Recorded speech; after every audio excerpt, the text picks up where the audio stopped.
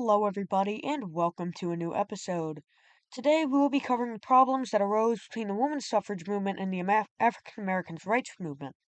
Even though they were both parts of the same group in the beginning, as the finer details started to settle and sift out, they slowly started to grow apart.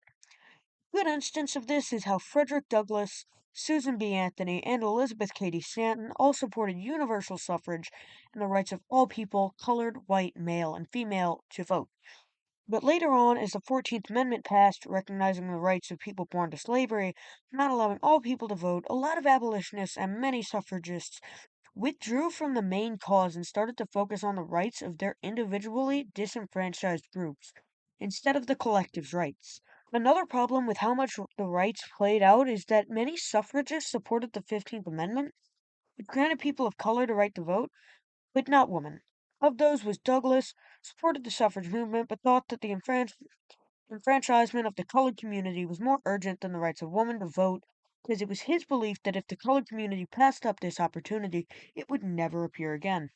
It's also backed by many white abolitionists, such as Lucy Stone and Wendell Phillips. However, Anthony and Stanton believed that the only way to be fair and equal was to allow all previously disenfranchised groups in question at the time to gain the right to vote at the same time.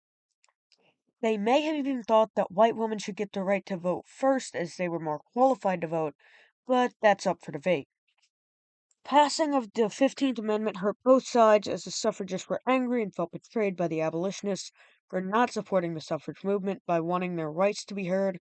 The abolitionists felt angry and betrayed by the suffragists for not supporting them on getting their rights when they knew that this was an opportunity that may never appear again.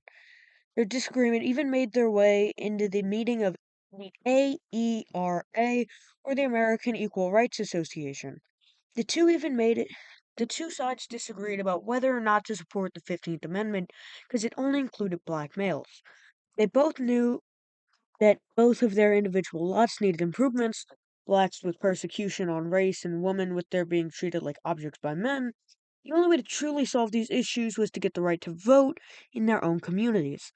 After this meeting of AERA, Anthony Stanton and a large majority of suffragists left the AERA and created their own version known as the National Women's Suffrage Association, or NWSA, which only focused on the rights of women regardless of color. This caused a large rift between the two movements, which lowered each of their chances of getting a right to vote. The main problem is that both groups thought that both groups getting the right to vote was nearly impossible at the same time, so they prioritized their own groups. Although the AERA and NWSA both fought for their own rights, women of color were a third group fighting for the rights of both groups, as the original movement had done before the introduction of the 15th Amendment. Many years later, Anthony Stanton and Douglas eventually got together and put aside their differences, but it was too late as their disagreement most likely caused women not getting the right to vote until 1919, over a decade after the last had passed away, in 1906.